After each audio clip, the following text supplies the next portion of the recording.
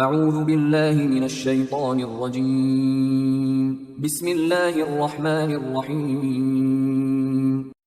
سورہ زاریات آیات نمبر 24 تا 46 میں حضرت ابراہیم علیہ السلام اور قوم لوط کے واقعے کی طرف اشارہ کہ کس طرح اللہ نے رسول کی تکذیب کرنے والی قوم کو ہلاک کر دیا۔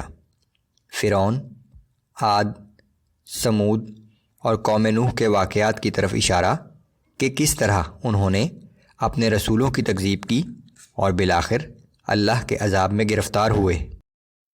اعوذ باللہ من الشیطان الرجیم۔ هل اتاک حدیث ضیف ابراہیم المکرمین۔ اے نبی صلی اللہ علیہ وآلہ وسلم، کیا ابراہیم علیہ السلام کے معزز مہمانوں کی خبر آپ تک پہنچی ہے؟ اذ دخلوا علیہ فقالوا سلاما قال سلام قوم منکرون۔ جب وہ ابراہیم علیہ السلام کے پاس آئے اور انہیں سلام عرض کیا، آپ نے فرمایا تم پر بھی سلام ہو، اور دل میں خیال کیا کہ یہ کچھ اجنبی سے لوگ محسوس ہوتے ہیں۔ فراغ إلى أهله فجاء بعجل سمين۔ پھر وہ اپنے گھر والوں کے پاس گئے اور ایک بھنا ہوا فربا بچڑا لے آئے۔ فقربه إليهم قال ألا تأكلون۔ وہ بچڑا لا کر مہمانوں کے سامنے پیش کیا اور کچھ توقف کے بعد ان سے کہا کہ آپ لوگ کھاتے کیوں نہیں؟ فأوجس منهم خیفة۔ پھر اصرار کے باوجود ان کے نہ کھانے پر ابراہیم علیہ السلام نے اپنے دل میں خوف محسوس کیا۔ قالوا لا تخف وبشروه بغلام علیم۔ مہمانوں نے کہا کہ خوف زدہ مت ہوں، اور پھر ابراہیم علیہ السلام کو ایک بڑے علم والے بیٹے کی بشارت سنائی۔ فأقبلت امرأته في صرة فصكت وجهها وقالت عجوز عقيم۔ تو یہ سن کر ان کی بیوی حیران ہو کر سامنے آئی اور تعجب سے اپنے ماتھے پر ہاتھ مار کر کہنے لگی کہ میں بڑھیا اور بانجھ، مجھ سے بیٹا کیسے ہوگا؟ قالوا كذلك قال ربك إنه هو الحكيم العليم۔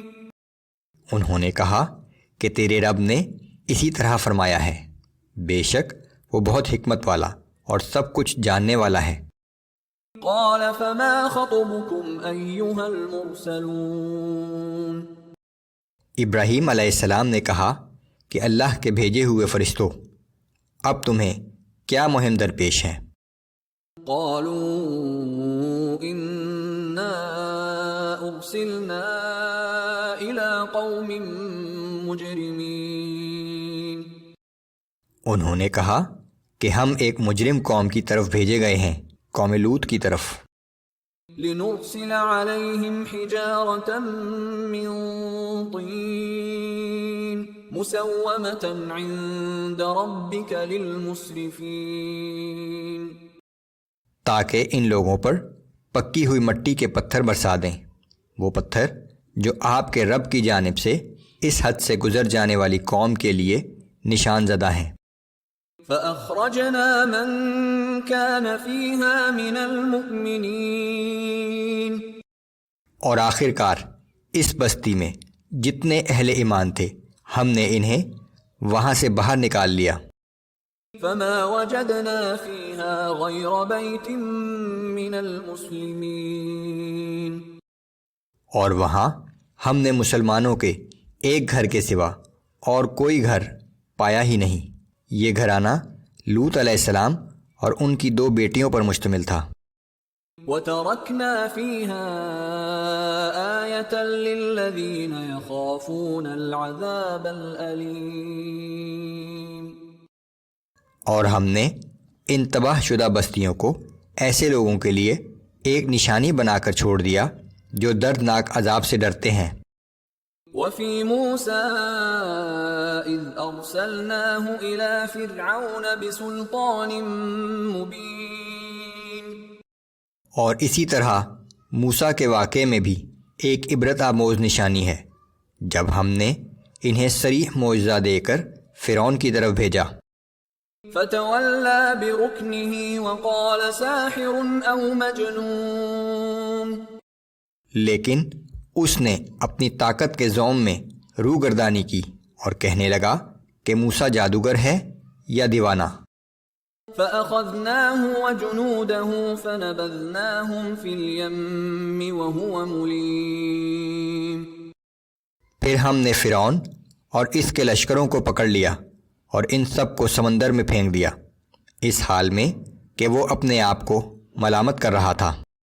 وفي عاد إذ أرسلنا عليهم الريح العقيم،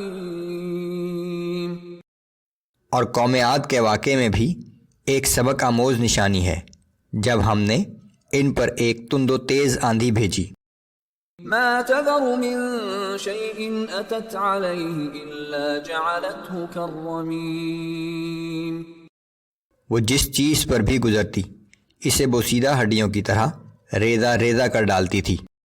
وفي ثمود إذ قيل لهم تمتعوا حتى حين، اور سمود کے واقعے میں بھی نشان عبرت ہے جب ان سے کہا گیا تھا کہ تم لوگ اس دنیاوی ساز و سامان سے مزید کچھ دن فائدہ اٹھا لو۔